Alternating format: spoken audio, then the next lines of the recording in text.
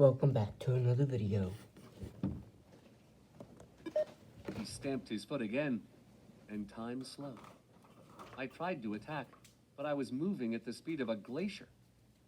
Kronos backed up leisurely, catching his breath. He examined the gash in his armor while I struggled forward, silently cursing him. He could take all the timeouts he wanted. He could freeze me in place at will. My only hope was that the effort was draining him. If I could wear him down... It's too late, Percy Jackson, he said. Behold. He pointed to the hearth, and the coals glowed. A sheet of white smoke poured from the fire, forming images like an iris message. I saw Nico and my parents down on Fifth Avenue, fighting a hopeless battle ringed in enemies. In the background, Hades fought from his black chariot, summoning wave after wave of zombies out of the ground. But the forces of the Titans' army seemed just as endless. Meanwhile, Manhattan was being destroyed. Mortals, now fully awake, were running in terror. Cars swerved and crashed. The scene shifted, and I saw something even more terrifying. A column of storm was approaching the Hudson River, moving rapidly over the Jersey Shore. Chariots circled it, locked in combat with the creature in the cloud. The gods attacked. Lightning flashed. Arrows of gold and silver streaked into the cloud like rocket tracers and exploded. Slowly, the cloud ripped apart, and I saw Typhon clearly for the first time.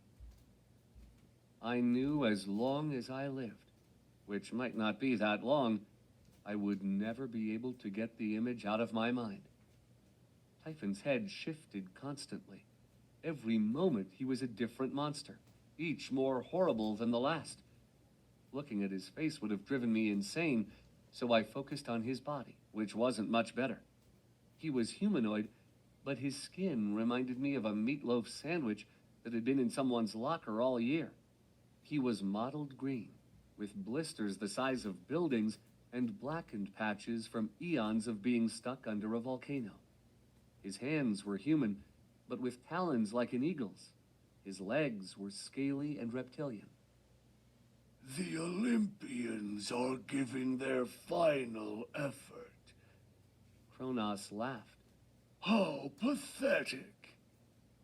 Zeus threw a thunderbolt from his chariot. The blast lit up the world. I could feel the shock even here on Olympus. But when the dust cleared, Typhon was still standing. He staggered a bit, with a smoking crater on top of his misshapen head, but he roared in anger and kept advancing. My limbs began to loosen up. Kronos didn't seem to notice. His attention was focused on the fight and his final victory. If I could hold out a few more seconds, and if my dad kept his word... Typhon stepped into the Hudson River and barely sank to mid-calf. Now, I thought, imploring the image in the smoke. Please, it has to happen now. Like a miracle, a conch horn sounded from the smoky picture. The call of the ocean. The call of Poseidon. All around Typhon, the Hudson River erupted, churning with 40-foot waves. Out of the water burst a new chariot, this one pulled by massive hippocampi, who swam in air as easily as in water.